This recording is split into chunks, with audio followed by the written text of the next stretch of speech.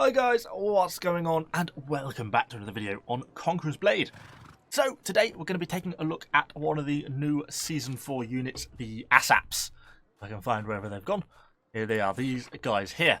Really interesting unit and rapidly becoming my favourite unit of Season 4 because it's got some seriously interesting features about it, and it's got some really different game mechanics. Particularly on the surface, I think it looks a lot like a up-buff Conqueror from what we had from Season 3, but it actually plays quite a lot differently to that, and it has quite a few different traits to that.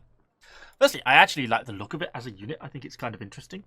These kind of like scimitar and like a really small little buckler shield. I'm running them with a few light doctrines. We obviously don't have a lot because one, it's hard to grab them because obviously it doesn't change, and it changes once a day, and we're just on the PTR server over the weekend, so I can't get every sort of doctrine anyway. And we've had a few issues with some of the stuff, getting some of the unit specific ones to activate. So they'll actually get a little bit slightly more buffs in terms of doctrines in the actual game server, but this is kind of where we are for now. So before we get too stuck into the stats, let's just look at their unit orders, because this is where things get really interesting. They obviously have a charge. Nice. Combines nicely with the column formation. Means they can get into a nice tight little block. They can charge nicely, similar to the Conquerors. Not the world's greatest charge in the world.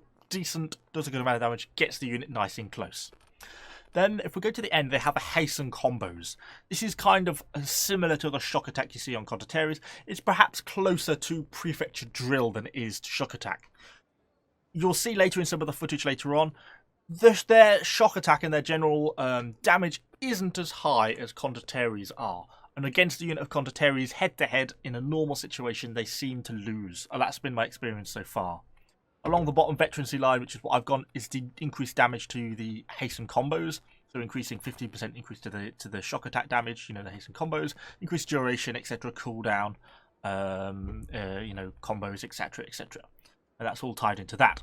But then the most interesting ability they have is this thing called counterattack posture. So this is where they effectively parry. So it's like a block in a sense. But instead of having, it basically blocks everything that swings at it for a given period of time. So it means they take no damage. And instead of having like, say a shield unit where, when you hit it, its block goes down. These just parry the attacks. They're not using the shield to block. They're counter-attacking the posture with their sword. And this is effectively affected by the top veterancy line. We see things cool down on the posture. We also reduce damage while using counter-attack posture, etc.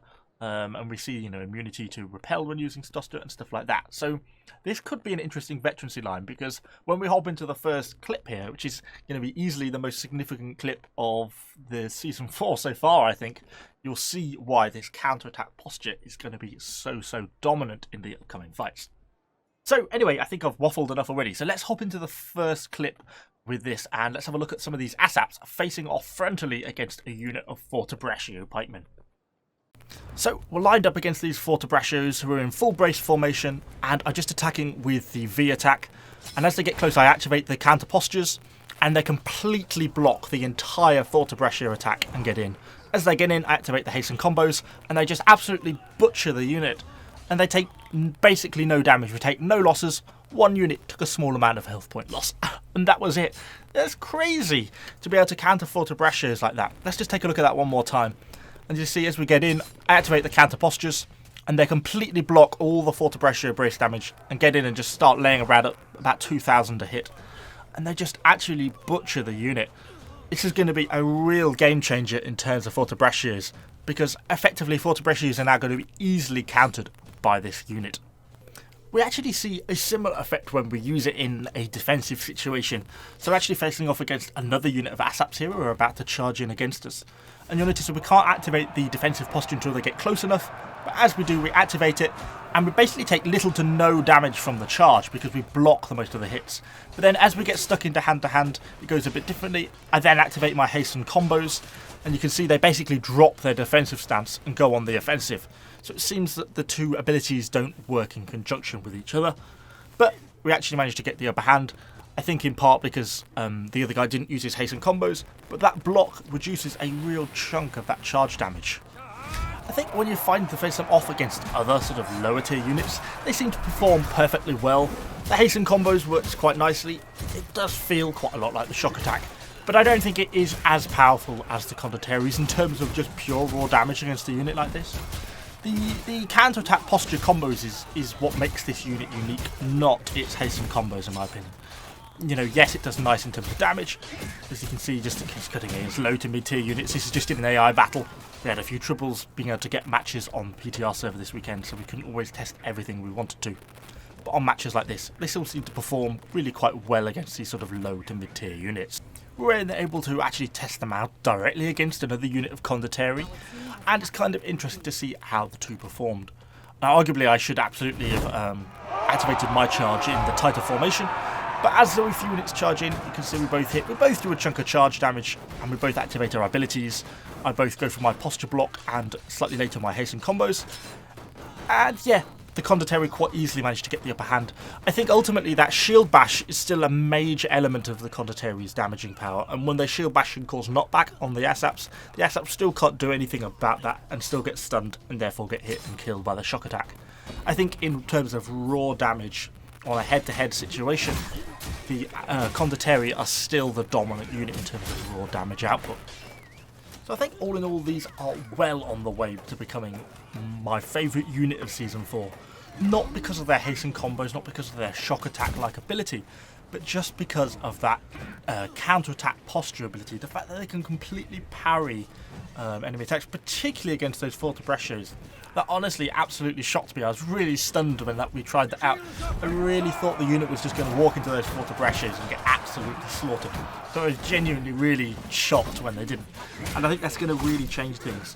And I think it's nice to introduce new gameplay mechanics like that. I think it's something that's interesting. It's not just a Conqueror with more damage than the previous season. It's different. Against Conquerors, they seem to lose. Maybe with some slightly better doctrines and stuff like that, maybe things will be different.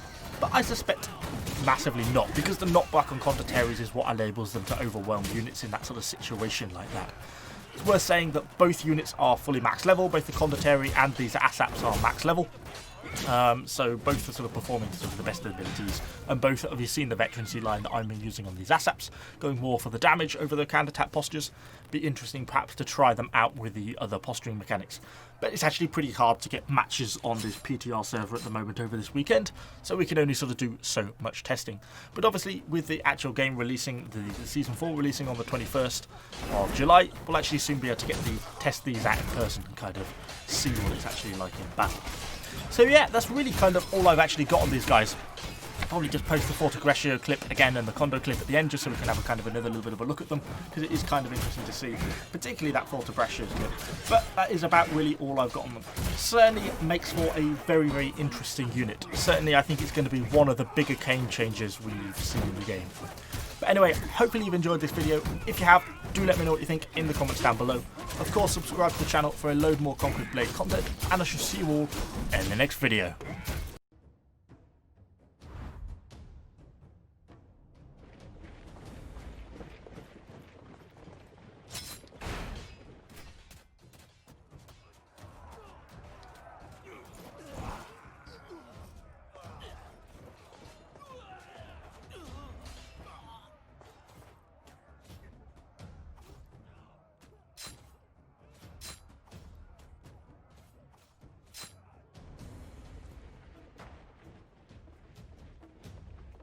Team has captured point B.